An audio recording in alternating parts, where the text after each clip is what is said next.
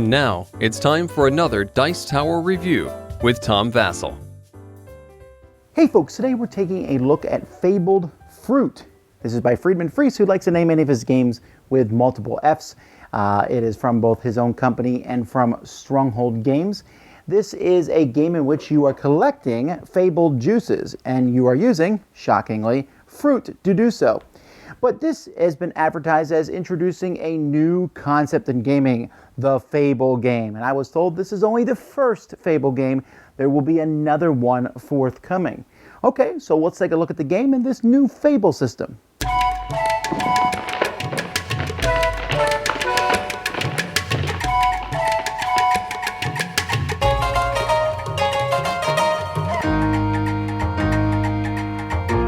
The game comes with a gigantic location stack.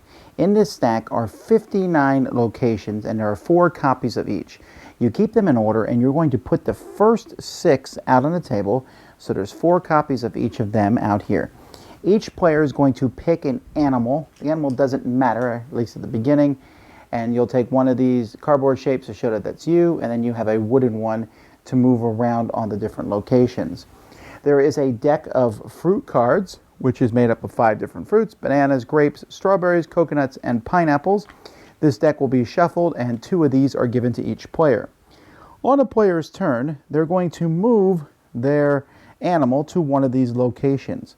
When you move it to a location, you have 2 options. You can do the action on that location, or you can buy the drink or potion on that thing.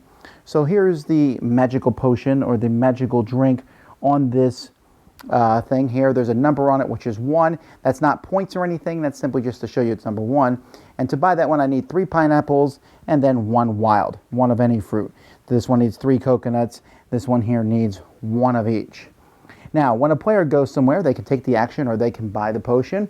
If there's someone already there and they want to go to that same spot, they have to give that person a fruit card from their hand to be able to go there, unless of course they don't have any, in which case they can just go there. So what do these locations do? This one here simply lets you draw 2 fruits from the fruit stack.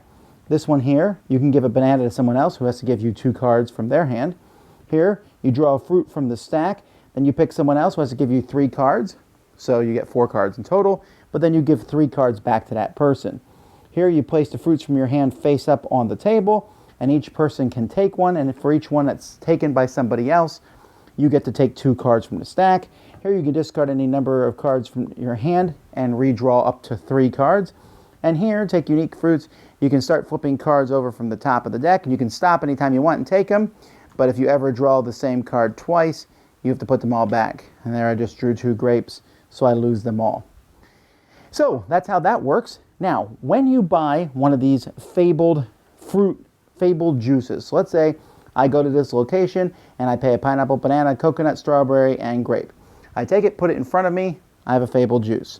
I then go to the huge stack, draw the top card, and put it on the table.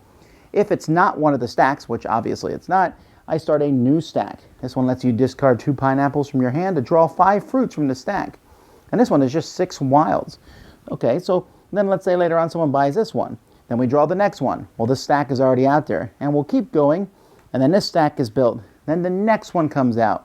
And some of these stacks, when they come out, will bring out a new rule. Like, for example, this one brings out a market. Some of them are going to deal with different tokens that are included with the game. There's even double fruit cards included with the game. You're going to keep playing until one player has gotten a certain number of fabled juices, and that depends on the number of players. When that happens, the round will finish, and if whoever has the most fabled juices is the winner, and then you can start the next game if you want, or you can write down what's happened and wait till another day.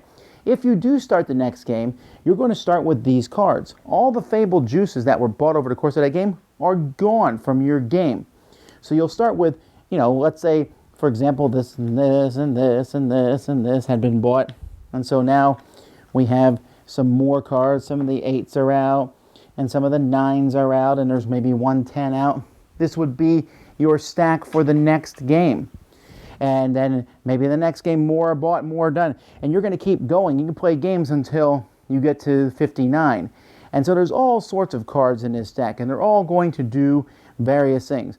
Here you get a wild token from the pool. In the following turn, you may use it as any one fruit to buy a Fabled juice, and this one needs 3 grapes and 2 strawberries.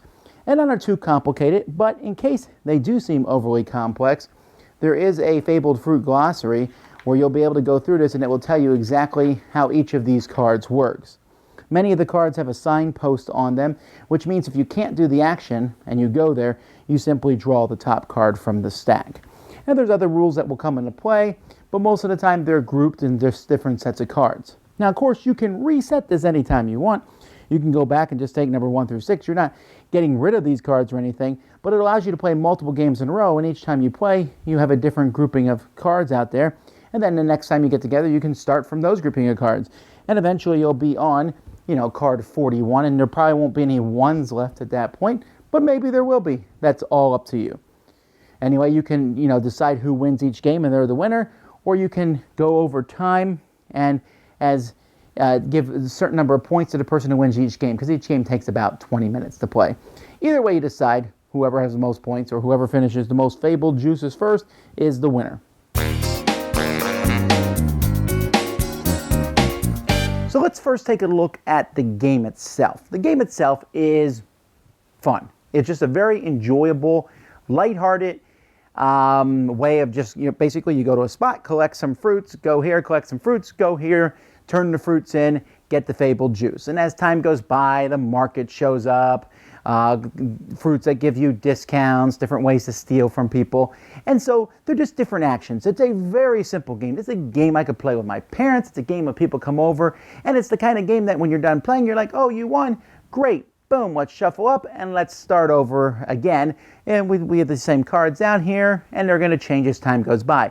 As each new location comes into play, there might be a minor rule to explain, but I have not played through all 59 cards. I have played quite a bit of way through. I haven't played with all 59 cards, but I've looked at them all, and there's no very complex rule. In fact, I think you could shuffle them all up and put them out any order you want. I don't recommend you do that. But the game is easy. It's light. I mean, there's some locations that seem better than others. Like, hey, take 2 fruits. That's pretty solid. Or, the one that says, what do you do? Turn in 2 pineapples and then draw 5. That's a pretty good thing if you have pineapples. But sometimes you're going to want to say, well, I don't necessarily want to go to that location because there are other people there. And in fact, I did notice that the game scales according to the number of players, which is obvious. But what I mean is, it's just different. I'm not saying it's bad or worse with different number of players, but the fewer players, the fewer people are going to be blocking the locations you want. Then some cards, like for example, when you put your cards out and different people want those cards and they take them in their hand, and that gives you more cards, that's going to be much more worthwhile when there's a lot of players in the game, because more people might want the cards you have. So I have noticed that the number of players will affect it, but not enough that it matters. It's just something that I noticed as I went through the cards. Love the artwork. The theme is very friendly. Kids can play this game. It can be a strong family game. So solid, good game. The Fable system. Now, this was heralded as, this new concept in gaming. And honestly, it was mostly heralded by Stronghold Games because I haven't heard a lot of other people like raving about this as a new concept. And you know why? Because when you play it, you're like, oh, okay, that's interesting, but it doesn't feel like it's this mind-blowing concept. Essentially, this is saying, hey, here's a little bit of the game, and we're going to give you a little bit more, and a little bit more. It's essentially if you played Dominion, and when you were done playing Dominion, you say, let's take these 2 stacks out, and let's add in 2 more stacks. Hooray! It's kind of like, they almost advertise it's like a legacy game, but you don't rip anything up. Well, that's right, but I mean, I could play this with any game that has lots of action cards. Maybe the new Colony game from Bezier Games, I could do the same thing. We're going to play with these sets, and then we're done. I'll take this set out and put it in. So it is technically a new concept. I can't think of another game that actually does it. It just doesn't feel that unique and clever. It's like, oh, okay, that's cool. And it is cool. It is cool that you play through the game and go through it. And I like that you can write it down, and so you can be playing different sets of cards with different people. Although it's just easier to take the cards slowly out and add the new locations in. And it is going to change up. So the game, like I said, isn't that deep. But as you play it, it doesn't get boring either because, hey, well, this time I'm going to do this location, and wow. I mean, usually, in the beginning of 6 locations, but eventually it could expand. What's the most I saw? Maybe 12 were out at one point, but eventually you're going to buy some of them because the combination of fruits you have at some point, when there's a ton of locations, you're going to match one of those Fabled juices. So I like the concept, love the artwork, love the gameplay. While the Fabled system isn't like, what?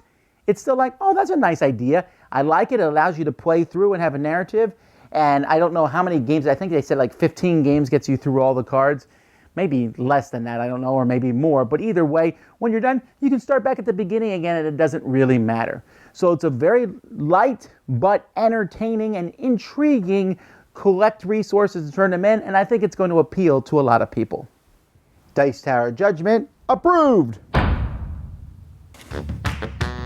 Thanks so much for watching the Dice Tower videos. Find more great videos and reviews as well as our top-rated audio podcast at Dicetower.com. You can also find other great shows at Dicetowernetwork.com. I'm Eric Summerer, and you've been watching The Dice Tower. The Dice Tower is sponsored by Cool Stuff Inc., where you can find great games for great prices. Cool stuff in stock. Check them out at CoolStuffInc.com. Shut the door. Yeah?